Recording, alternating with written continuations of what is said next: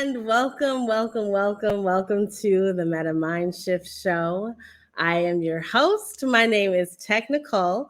I want to thank all of you for tuning in and just thank you. We are here today and we're going to be talking about the metaverse. This show is dedicated to a meta mind shift.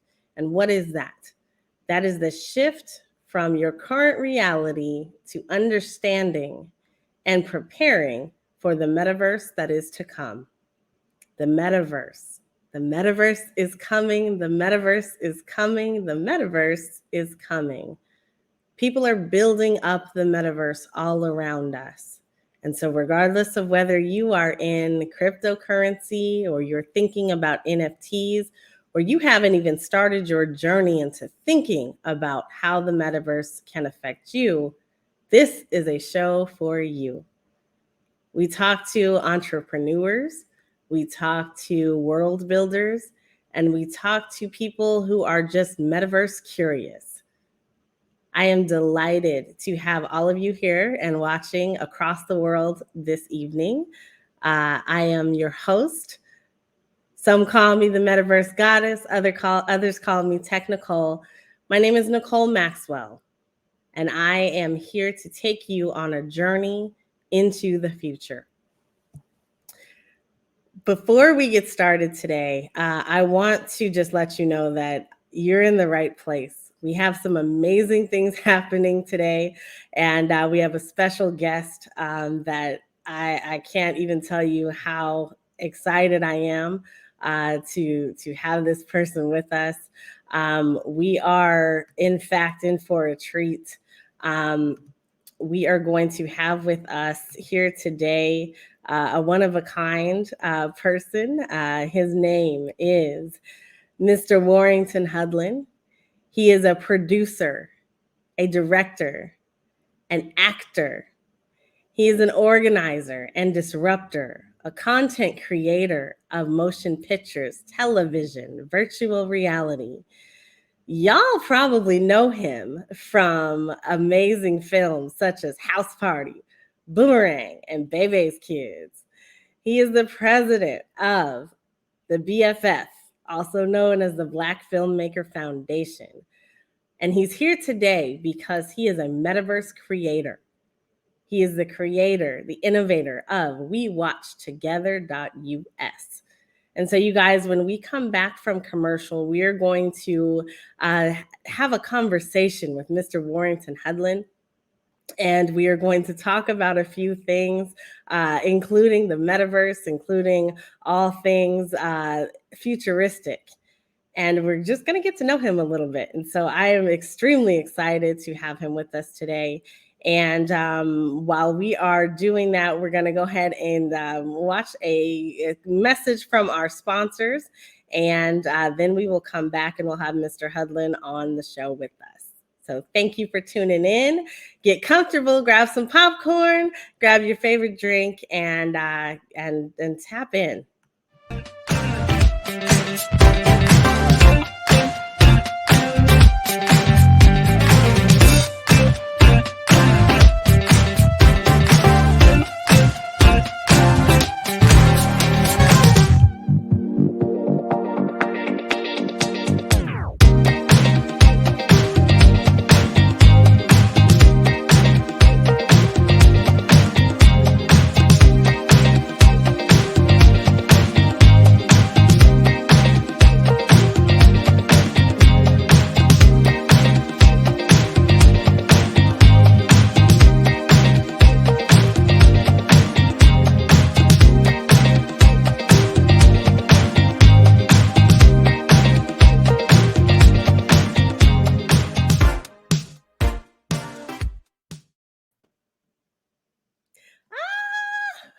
I'm so happy. Mr. Hudlin, welcome to the Meta Mind Shift Show. I am so excited to have you here. Just thank you for coming through. How are you doing today? Well, I'm delighted to be here. Hey, that is awesome. I want to start off, just let our viewers know. I gave a quick overview of who you are and what you do, but can you tell us Who are you? What have you done? And why should people know who you are, even if they don't know that they know you? You know, um, uh, see, that's a question that leads to vanity, which I got rid of. Vanity is something that thwarts progress. I like to talk about what I'm doing and what may be helpful to people. The Mm. movies I've done in the past, people seem to really, really like. And one of them, of course, was House Party, and they keep remaking it. Like there's a new version that has been finished that LeBron James company made, but he hasn't been scheduled for release. And Boomerang, people seem to like a lot, and was a movie that was really the first movie I think that Halle Berry and Chris Rock became to the major awareness of folks. And then I did some things that are not well known that I think I'm very, very proud of. I did a series for HBO, a series called Cosmic Slop. Think of Twilight Zone kind of format, and the host was George Clinton of Parliament Funkadelics. And each of these episodes had a kind of Twilight Zone twist to it. And so I try as a filmmaker to do things that are original. If it's done before, I don't want. Why should I do it? Someone else should do it. So as you ask, who am I? I'm the guy who's trying to push boundaries, to disrupt the powers that be, and to tell the stories that are not being told by anybody else. In fact, stories have probably been hidden and repressed by the corporate media and the dominant society. So you are a producer, a director, and a filmmaker. You are somebody who's out here and you have over 4 decades worth of work. And so, yes, I am so excited that you're telling us some of the things that we don't know. We definitely resonate with the three that are very common to people. But I think that that's something that's important not to miss, is that you've been in you've been a creator for over 40 years, and so you have a whole catalog of your own creations that are out here in the world. And so, first of all, how did you get started? So when you were way back in the day, how did you actually come to be a producer and director?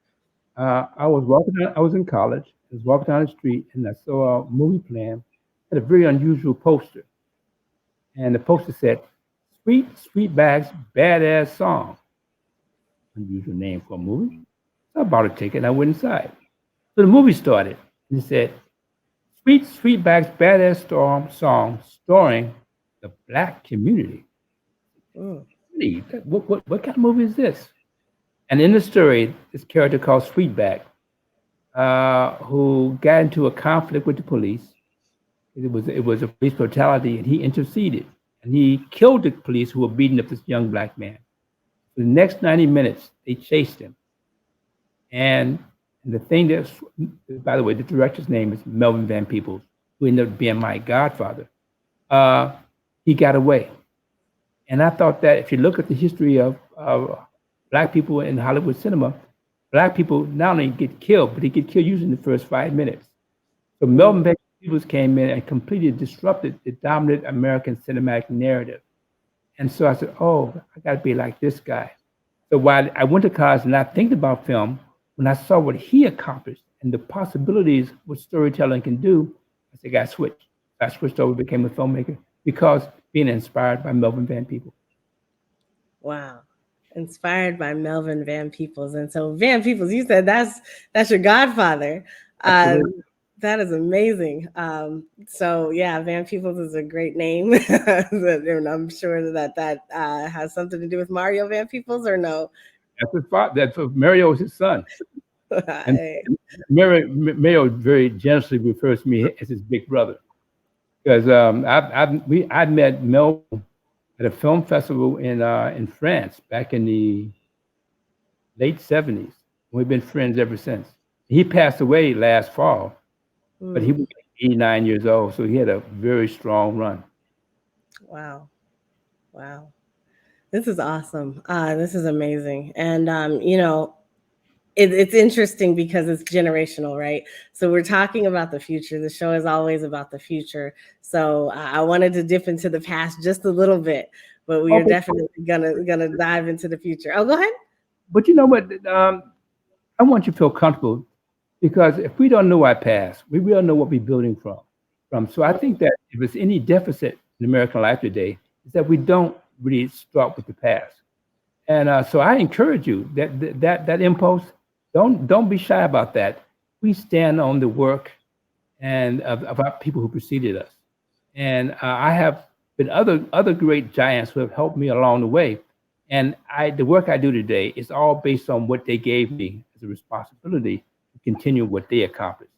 So I think that if we don't focus on the past, we really won't do a good job about the present or the future. That is very true.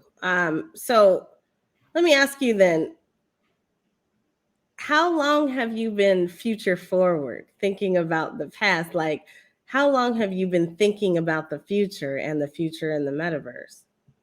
Or the metaverse, or just in general? Both. So the metaverse is a term that's come up here lately, Well, but the future has been around for eons. So I'm definitely going to dive into kind of what well, your favorite movies are and all that too. oh, good. Well, for film, I mean, I belong to the first generation of Black filmmakers who actually went to film school. Mhm. Two of us went to film school in the 1970s. In fact, they didn't even teach film at my university. I had to go to them and say, I want to study film. And they said, well, we don't have any undergraduate program. I said, well, let me go to graduate school with it. So as an undergraduate, I got consent, permission from the university to take classes with graduate students. And all my classmates thought had lost my mind. They said, man, you need to go to law school. You need to go to medical school. You're wasting your parents' time. I said, no. There's something here. And fortunately, years and years later, all those people who made fun of me, the teenagers said, you know what? But I'm glad you listened to me. I'm glad you're a filmmaker. But so I started in filmmaking before there was filmmaking. And to give you a sense of how senior I am, I started a not-for-profit called the Black Filmmaker Foundation. This is back in the late 70s. And it's a 501c3 tax-exempt organization. We were organizing the first ever Black Film Festival in New York City. And by the way, that was the second ever in the United States. And so filmmakers began to gravitate solidarity with us. And one day, a young man came in and said, listen, I'm raising money for a movie, and I need a not-for-profit to sponsor me so that when somebody wants to give me a grant, they can, it'll process. I said, sure. So I said, listen, have the foundation contact me. We will process your grant. You can make your movie. And it was a movie that I think some of you know about called She's Gotta Have It. And that young man was Spike Lee. But so I remember again, you see this gray in this beard. I mean, I was day one. All the things that you see, we were there. We were in the room. Wow. In the room where it happened. We talk about that a little bit. Man, like, you have so much that you could tell us just about all of your experiences and things, but what led you to this point? So what led you to the point where you're thinking about kind of your catalog of things that you have, your catalog of creations and film and all these wonderful things that we love and adore, into shifting that kind of into the future of the metaverse? So how did you come to be in this specific space? Well, through everything I've done as a creative artist is under one word: resistance. I really felt that since 1619, there's been an assault on people of color, whether it be indigenous people, of course African Americans. So we have a challenge to resist through different platforms. It can be economics, it can be business, it can be the arts. So I focused initially on film and made progress. I mean, legitimate progress. But I realized that for real freedom of expression, to tell all the stories, when I saw the evolution of the virtual reality technology, I was in it from 2015, fascinated by it, enjoyed it very much. It was when the the Quest headset allowed it being a socially shared experience. Where it's just not me with a headset watching one thing, but me there with my friends having a conversation on what we're looking at and talking about. Then I said, okay, now I should shift. This is a new platform of freedom, and that's why I'm here today. Ooh, I love that. So, I'm going to use that and credit you. It is a new platform of freedom. You guys write that down. It's a new platform of freedom. You heard it here. That's the reality of the situation, especially when we're thinking about the fact that the future is being rebuilt right now. So we had a future, and that future looked a whole lot like our present. But right now we have an opportunity for that future to change. And when you talk about, creating tables and making tables and having a place at the table, we are in a space right now where we can actually create some of those. We can create what that future looks like, whether you want to be out in outer space or you want to be inside of a pumpkin. You can actually create that. And a lot of people, for me, I think that it's interesting that a lot of people, to me, seem to just want to recreate what they already have. And we can do so much more. So when I saw what you were doing, we met the other night, but when I saw what you were doing with We Watch Together, I just think that that's fantastic. So tell us a little bit about how you came up with We Watch Together. In fact, when you first log in to We Watch Together, the opening page says, "Don't be late for the future." Hey. And so I'm just really concerned that we should not have to ask what Bobby Brown said. It's my prerogative. Storytelling should be our prerogative. We shouldn't have to ask consent, whether it be from the studios for financing or the theater chains for distribution of our work. The metaverse, particularly, We Watch Together. We can come together and show movies. We can have discussions. We can have all kinds of community. We Watch Together is named that because it's about community building, and the goal is to be free, and that is the ambition, and that's what we're working toward. That's why I'm so delighted to meet you, because you obviously are a community builder as well, and the more of us connect, the bigger and stronger we will be. That is so true, and it's apparent all the time. Thank you for that.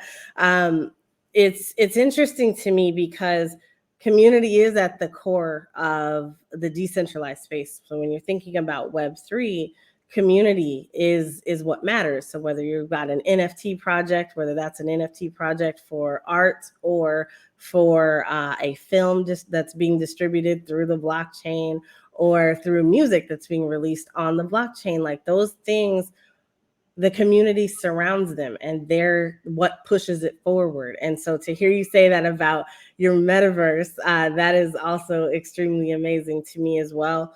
When you think about, you said that you were excited because you found VR, and VR was a way for you to be free, and to not have to ask permission.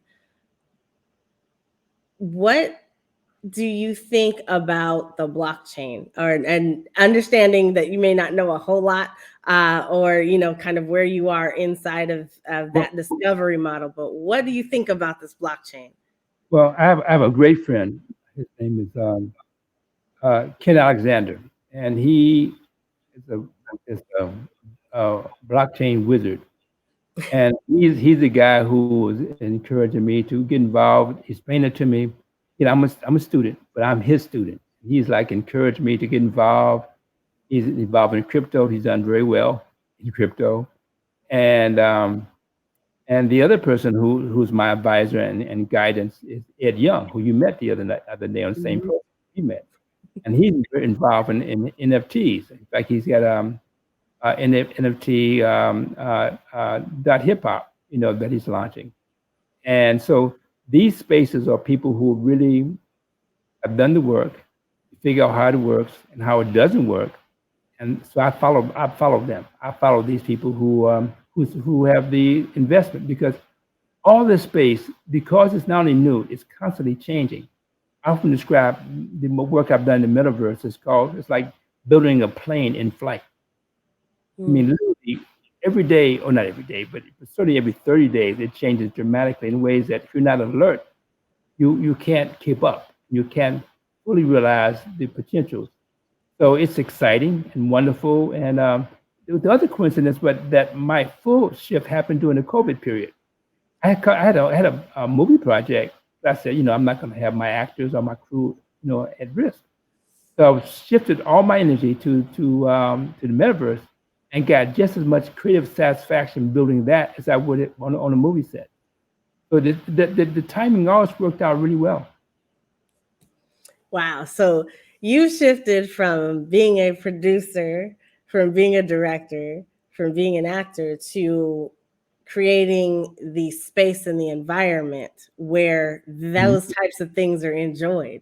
So It's the same jobs on different platforms. And by the way, I should say something. It says actor. I'm an actor only because sometimes I do cameos, and so there's a cameo on me in Boomerang, a cameo on House, but I'm not really an actor. I wish I could be. I wish I could act, because then I would really. Listen. You did that. You were there. It happened. Own it. Take it. So social VR, social virtual reality, for everybody who's catching up to what we're talking about. That is where you stick on a headset and you jump into a virtual space. So you are fully immersed. So when did you get your first headset? Trying to roll back. It was not the Quest 2, the original Quest. So what year was that released? I don't know. It's been at least I've had one for at least 3 years. Wow.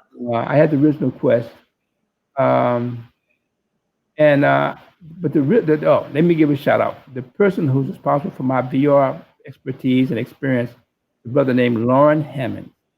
Lauren Hammond was a curator and a director of the Tribeca Film Festival. And they had an immersive division. And I'm very friends with people at Tribeca. I mean, Jane Rosenthal, Robert De Niro. They know me from my movie days. I used to have offices in their building. And so when VR was launched, that's what it was. That's how I really got into VR, because they launched it, and I was curious about it. And so they say, man, okay, come look. And so I was blown away. I said, can I come back? He said, yeah. I literally came back every day. It was like 10 days. I spent 8 hours a day. 8 hours a day watching every VR. And so I became real knowledgeable. I did it for 3 or 4 years. And the last year I came, year before last, I said, hey, can I have my pass? Because they didn't even charge me. They just gave me a pass. He said, sorry, brother, this year we can't give you, we can't give you a free pass. Why not? I've been coming for 4 years consecutive. You gave me a pass. What I don't understand. I mean, what did I do wrong? He says, not that. They had me a pass. He said, judge, this year you're judging. So, okay. So I went from being just a fan to being a judge, and it was wonderful. And that festival, if a person wants to really get introduced to VR, come to New York for the Tribeca Film Festival, and they have the best collection of virtual reality from all over the world. Wow. So first of all, you're a long-term VR enthusiast.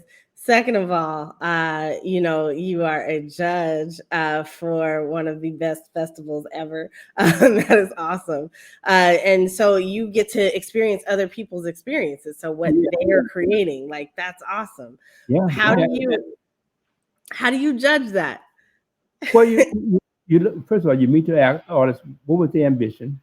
You only judge them what they're trying to do, not what I may want to do. And virtual reality has a variety of genres. So you really and I have biases. I mean, for example, I'm not a gamer. I know you. I think you're a gamer. Definitely.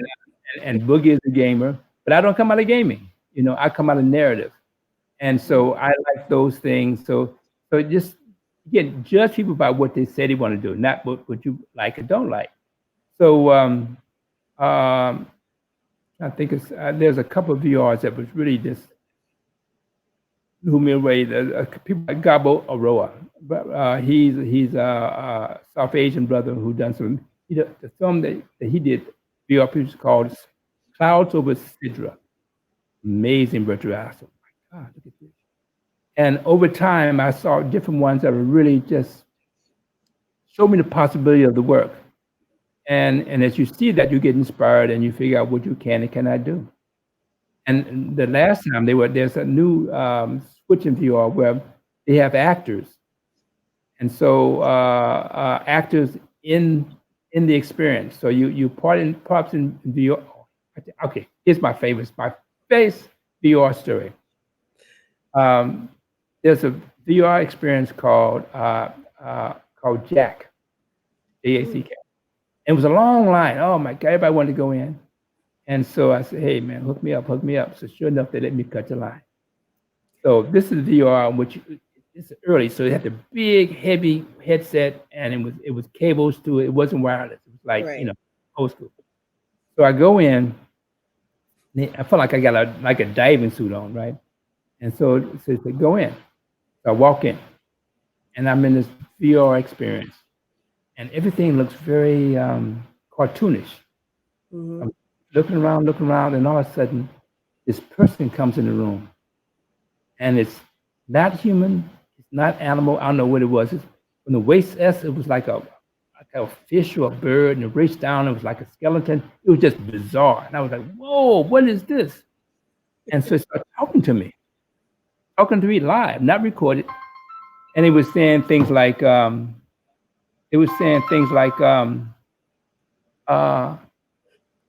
want you to, I'm getting ready to leave, and somebody comes, see that radio over there? Yeah. So I want you to trade it for money. No, don't argue with me, trade it for money. Yeah.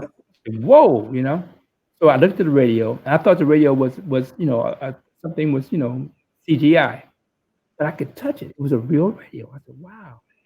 I'm standing there, I don't know what to do, and all of a sudden, I hear a noise outside the door.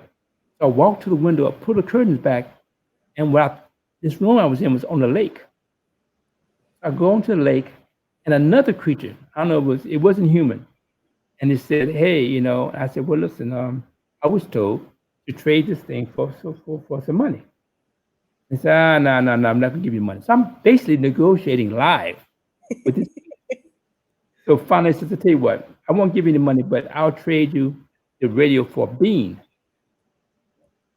Fine. This will go along with this thing. So I gave them the radio, and I got the bean. And I came back into the room and was just waiting. And the first creature I met came back and said, where's the money? I don't have any money. I got a bean. Bean. The thing went off on me, just almost cursed me out. I told you to get some money, you got a bean? And they took the bean out of my hand. It was physical. I could feel it, right? And they took the bean and they threw it out the door. They said, sit down there till I get back. I looked over it was like a bed. So I thought the bed was it's a CGI, but it was a real bed. I mean, I could sit on it. So I'm sitting on the bed, and all of a sudden the bed starts jumping, and like I had to hold on to the edge of the bed because I was gonna fall, And all of a sudden, in the middle of the floor cracked open like this, and a beam sprout come up to the floor, went all the way to the ceiling. I said, "Oh my God, Jack and the beam sprout." Wow. So it was over. So I got up, went back out in the lobby. They took the thing out there and disconnected me. I was like, wow, what was that? And so I'm trying to, this may be a 5-minute, or maybe 10-minute experience. So I'm trying to get back my bearings. So a woman walks over to me and says, hey, you came out, how was it? And she put her hand out to shake my hand. And I paused and just looked at her. And I said, excuse me, I'm not being rude. I'm not sure if you're real or not. It took me maybe almost, I don't know how many minutes to get back to what's real and what's not real. When I saw that virtual reality, shattered reality, and you don't know what's real and what's not real. I mean, like the Matrix. Right. I've experienced that. It's not a movie. I've been there, and that's where I got to be. Wow. And so, that's amazing, because the story would be amazing if it was coming from anybody, but it's coming from somebody who's actually into movies and in Hollywood. So you actually do see the CGI and you see that up close, Yeah, like you yeah. know what that looks like. It's so So real, that's but you see something CGI and then you can touch it. Oh, that's like, whew. So, as a gamer, like I come from a different space, so it's good to hear, you're coming from, you said the narrative, so you're coming from the storyteller's perspective of Mhm. viewing these social worlds. What did VR mean to you now that, we're in this space of COVID and having to kind of be sequestered or away from all the things you usually know and love? Were you able to utilize VR in that space? Absolutely. I mean, the irony is that in the crisis of COVID, I found the opportunity of creating in virtual reality. So rather than be at home and like many of my colleagues are very frustrated and angry, I actually got more productive. I've been more productive during COVID than I've been long before. And so the imprisonment of COVID actually freed me as an artist. That's awesome. What do you like to do in VR? So what's you just talked about the Jack VR experience. What do Mhm. you like to do like on a regular basis when you log in? There's a couple of, well, just mundane things. For example, I watch Netflix exclusively in VR. Why? Because the screen is so big. And I also, there are concerts on YouTube in VR that I've never seen live. Prince has quite a few concerts. I'm a Prince fan. And as you know, the screen is like what, 30 feet, and it's gigantic. So I see a lot of concerts, and there's a couple favorite locations. One's called Alcove, Hmm. and at Alcove there's a globe, and you can just point the globe and go to any country. Yep. And I spent some time in Brazil, and so I point at Brazil and go to places I've been before and get all nostalgic.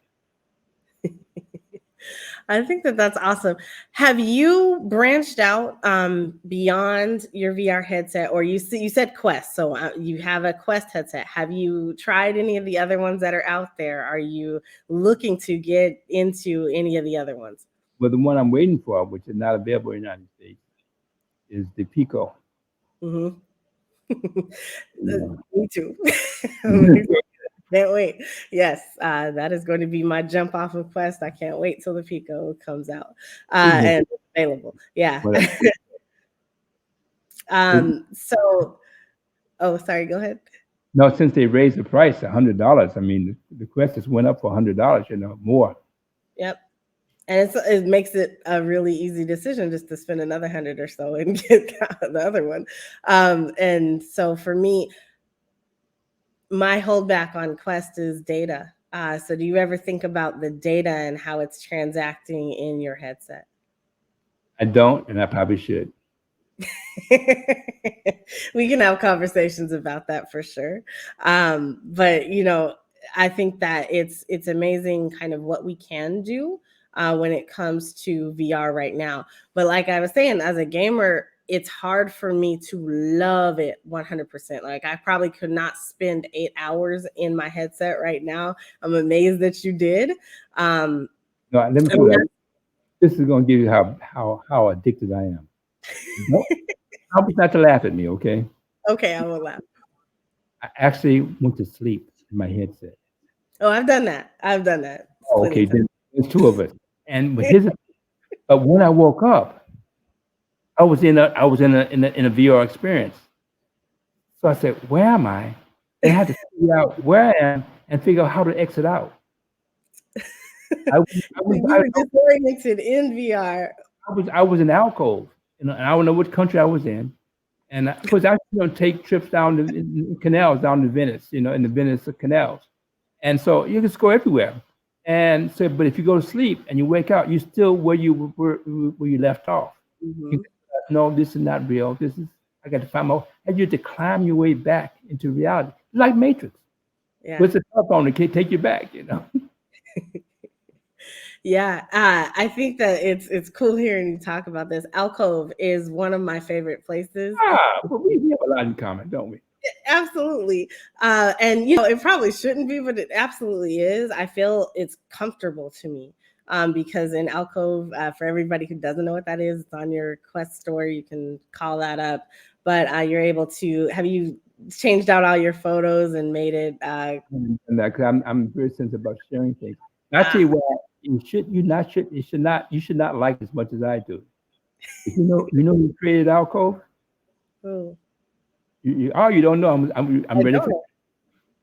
AARP. Oh, yeah, I knew it was. There's definitely a target market for that. That's why I said I should not like it as much as I do, but I do. They created for me, not for you. But that's all right, because you know what? It feels comfortable to me, Oh, it's and really it's great. It's a good space. if you are stressed out, just sit there and look at the ocean and the dolphins and seagulls. You're straight.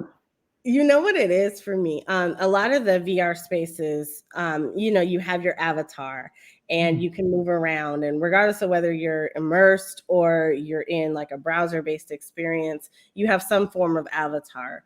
Yeah. But I think that for me, Alcove was one of the very first ones I was able to sit down in.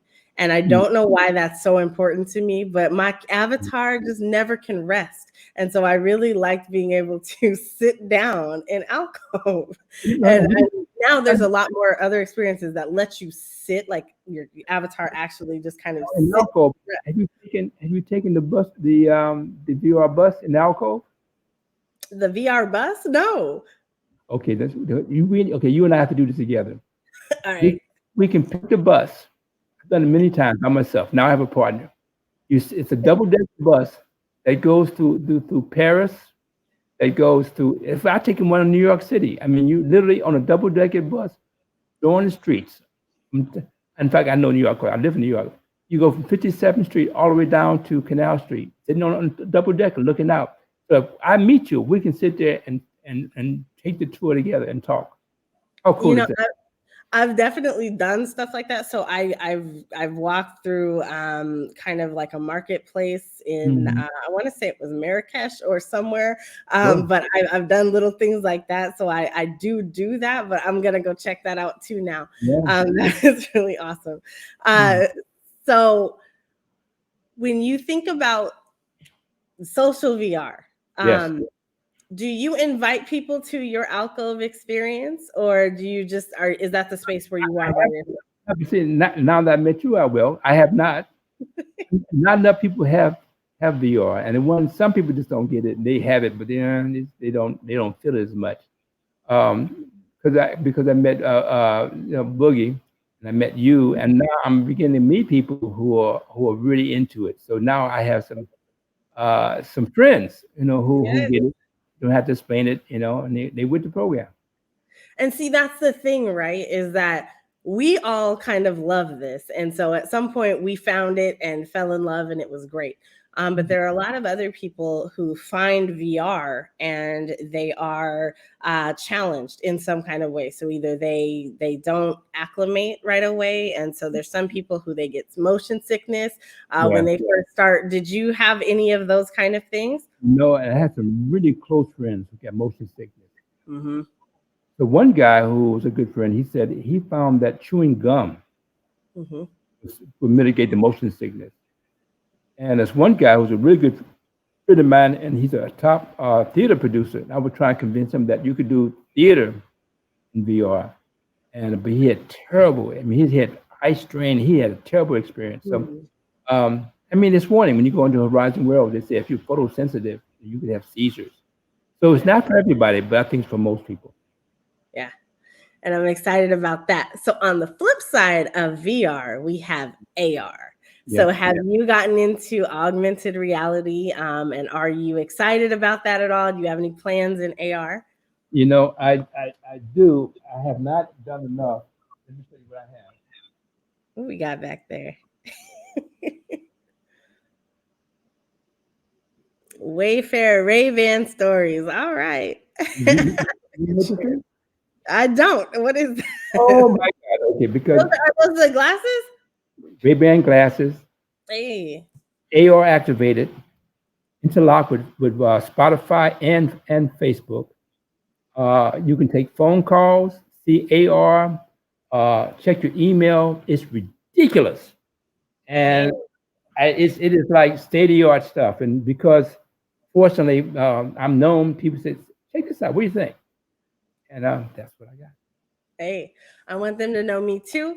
You Mm. can reach me at metamindshift.com. I'm going to share it.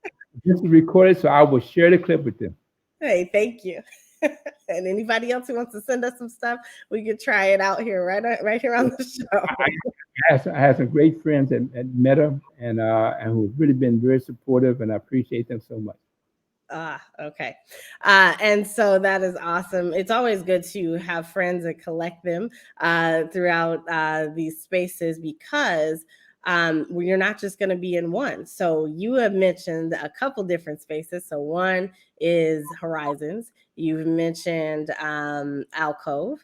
And so you are also a friend of all of ours. And so that is a friend of the Harlem Film Festival, the Harlem Film House, CRK for Artsy Marie, and Boogie, as you like to call her.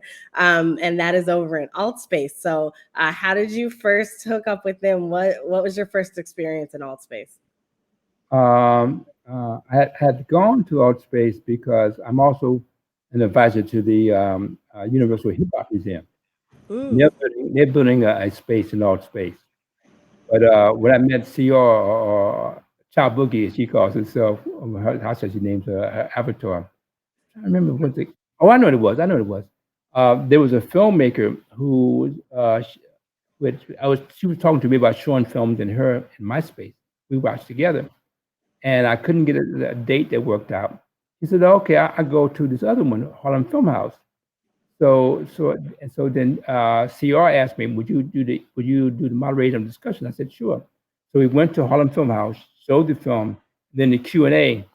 I was inside and did that, and she gave me a tour. I mean, Harlem Film House is exquisite. It's so beautiful. Yes, it's eye popping, and it has all this, like, not only is the theater nice, but they have the gallery, they have the gift store, gift shop, and then they have this hidden nightclub. I think, whoa! So I think that she has really just pushed the envelope dramatically, and so we became friends instantly from that experience. Yeah.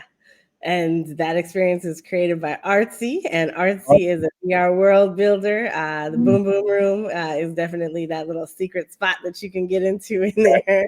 But have you seen it with the mannequins that walk around down there and serve food and things like that? No, that doesn't surprise me. Doesn't surprise Yeah, me. it's outstanding. It's a beautiful space. And in addition to that, though, he introduced me to Daytona and Sweetie, who did the House Party Metaverse, and they're also excellent designers and developers. And for those, Talk about that, because that's where we met on Friday. So talk about that. Have you gone to the House Party? I did. I went after our show. Yep. Okay, well, that was just amazing, and I liked it so much, and it was just fun, and the way I thought they were simply going to just recreate it, but they come again. The two of them, three of them, kind of gamified it, and they took dialogue from the movie and images from the movie, so it's a metaverse house party experience, and I was impressed that if you're going to be a great metaverse creator, you can't simply just replicate films or real life experience. You have to extend it. They did that. I thought they did a brilliant job. I love the experience on Friday. So let me just say that. So great job to all the team that helped put that together. You guys did an amazing job. But I love what you said too. Like, if you're gonna create something, that is a wonderful experience. You can't just recreate. And so I say that all the time, that people, when they're thinking about their metaverse, like people tend to just recreate the four walls that they're in. And I'm like, expand your mind. Like, this is the metaverse. You are not bound by anything. You don't have any limits. I'm a fan of space. So whenever you see my metaverses, I'm always out in outer space. Like I'm somewhere just totally positioned out in the galaxy somewhere. Or, you know, that's even one of my favorite things to do when I first come into a space is go up. I'm going to name drop again. That's my Go ahead. You said you're a fan of space. Were you a fan of the TV series back? I don't know. Maybe you don't know about this film, Battlestar Galactica. A little bit, yeah. Okay. Do you remember Colonel Ty, the brother who was second in command on the ship? I'm more of a Trekkie, so for me, I remember it just in passing. But yeah. He's a good friend of mine. I talk to him on a regular basis. He's 93 years old. And he's a pioneer in terms of a Black man, being a second in command in the spaceship, Battlestar Galactica. Wow. His name is Terry Carter. Terry Carter. That's funny. I got a friend named Terry Carter, but it is not your same friend. So that is awesome. Man, is there anything that you are well, let me before I go there. We talked about the different VR experiences, VR, AR, and you're about to jump into AR with your glasses over there. Are you excited, or have you dabbled in haptics yet, where you can actually touch and feel in the metaverse? No, I haven't, but that is clearly because people who resist. I have a good friend. She's you can't touch anything. So once haptic gets here, that will be possible, and of course, and the full bodysuit haptic. I can see where that's going, for better off. So, listen, we all adults here. So the technology has always been led by porn. Yep. That's what it always is. The reason why you remember there was VHS and then it was Sony. There were two different kind of formats, and Sony was actually technically better than the VHS. But VHS dominated and survived because VHS allowed pornography. Sony Betamax did not. And they lost war, even though they had better technology. So if you really want to see, it is likely and reasonable to expect that the new boundaries of the space will always be led by porn. And, I agree with you. And I think that it's interesting to hear you say it, but I definitely agree, because that's something that, I've said as well, is like the adult film industry kind of pushes this forward because they've been here a very long time, because they are always innovating, always trying things that are new and fantastical in many different ways. And so there are some really cool things out in the world that have been here for a while that are coming to be mainstream right now. And I think that haptics is one of those things that is going to allow people to open the floodgates of their fantasies as well. And that is going to be absolutely interesting to see that occur. But, also, I think, we didn't really talk about data, but that is what is also kind of concerning to me, not kind of concerning, extremely concerning to me, because data is one thing that we all are giving up. And so you talk about VR being freedom, but we are consuming in a lot of these spaces. And so that's why I get excited about the blockchain. That's why I get excited about decentralization, because as long as that movement wins, we can build this out, and we can build it out in a way where we're winning and we're owners of certain spaces. Talk about ownership and your metaverse. And we watched together. You own a metaverse. So talk to us about that, about just kind of how empowering that is, or, how you feel about your space. It's funny. I focus less on that. I really focus on friction. I want people to be able to log in without having to download the app. It could be the Meta app or the Microsoft Ultimate app. You literally, if you type, www.wewatchtogether.us, go straight on. All you need is your computer and an internet connection. You don't have to have any app to buy or to. So you're talking about ownership. If those other platforms decide to kick you off, you're kicked off. But mine, what I do, I don't want to do mine. What my team and I have built something that if you have internet connection and a browser, preferably a Chrome browser, you can go straight to it. And I thought everybody who's watching this clip now just dial in, wewatchtogether.us and register and take a tour. Register and take a tour. So you heard that as well. It is scrolling across the bottom here. You see it. It is wewatchtogether.us. So I love that you did that. That is a play on words, I'm sure. But we watch together, us. So we're all together. I don't know if you know this or not, but my club, I'm the founder of a club. That club is called Blackverse Metaverse Community. And every single Friday, most Fridays, we have gotten together all year to watch movies.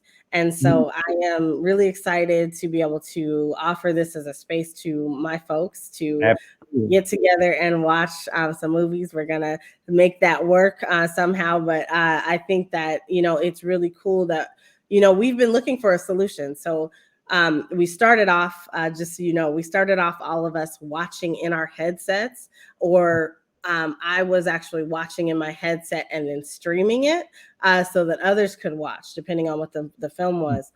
And so that got really tired because you have to keep your head a certain way because otherwise it's floating around. So, something like this is absolutely amazing where we can all just come into the browser and be right there together, and we're still together. We still have a shared experience, and it's virtual. We're actually in a room. I have 3 different screen rooms that you can pick from, and you can change your seat and walk around, and it's a destination. Yeah. And I absolutely love that part too. So I walked in and you're able to pick your seat. And I said, this feels just like the actual movies when you get your little ticket. And especially now when you're doing it online, you select where you're going to sit at early in advance. But I walked in and I picked my seat, and then my character sat down. And I was like, your view changes. And so I thought that was really cool and just a really good way to kind of cultivate the experience and make sure that people were in tune. So I want to thank you so much for sharing and just being open with us today. We are just about out of time, man, but thank you. Thank you, because as you said earlier, this is all about community building. So thank you for allowing me to be part of your community, and I'm invited you to be part of mine. Hey, and we're gonna go hang out in alcove. We'll make that happen too. Yeah. Maybe bring it back here. I don't know, but thank you so much, you guys. Appreciate you so much, Mr. Warrington Hudlin. You guys check out We Watch Together, and check out this video when we come back. We've got some announcements. Don't forget. Sorry. WeWatchTogether.us. Make sure you go there. All right. So thank you so much. And we're going to have a message from our sponsors, and we'll come back, wrap up with some announcements and things that are happening in our communities that we all need to be aware of and make sure that we are ready for. So here we go.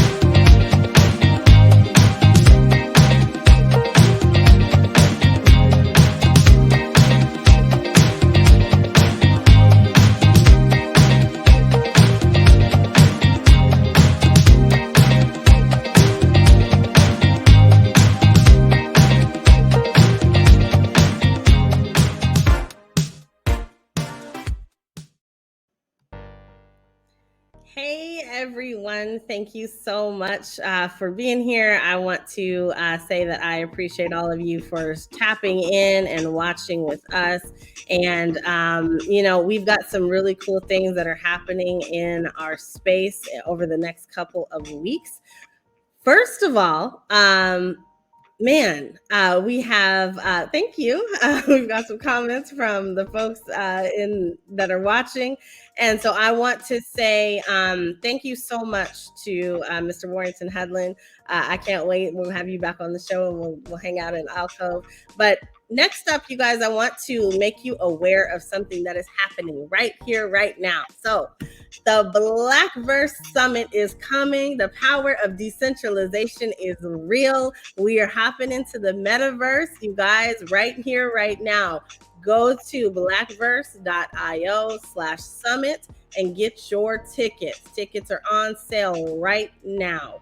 Blackverse Summit is happening September 15th through the 16th from 9 a.m. till noon. So we have an outstanding, wonderful setup for you. We have some great speakers who are coming through, and that includes Artsy Marie, who is our world builder extraordinaire, one of the top women builders of the metaverse. We have Naja Roberts, who is Miss Crypto Queen. We saw her last week. We also have several people who are creating and building in our space. So please, please, please make sure that you have your ticket to the Blackverse Summit. Why? Because we are going into the metaverse. So we don't have to have a conference where we're sitting on Zoom and talking to each other in our real selves. We can be our avatar selves and show up and show out and talk to each other about the future of decentralization. I tell you all the time that people are building, we are building for this space. And so we're going to get to know people that are actually doing that, as well as visit a few metaverse spaces and experiences. So I want to once again thank all of our sponsors. And so our sponsors include Black Multiverse Enterprises. Thank you so much. Blackverse, our metaverse community. Thank you so much. To Technical Consulting. Thank you so much. To the Black Business Network, Black Business Olympics, and Black Business Expo USA. Thank you so much. And to the EE Testing Center. Thank you so much.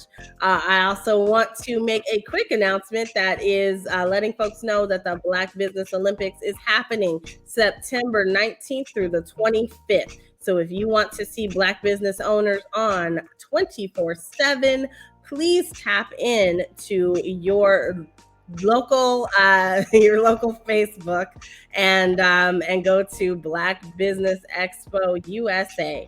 And if you want to sign up to be a speaker, you can go to blackbusinessexpousa.com and sign up to be a speaker and put your business and yourself on a platform that elevates you to a global stage. So thank you so much to all of our sponsors.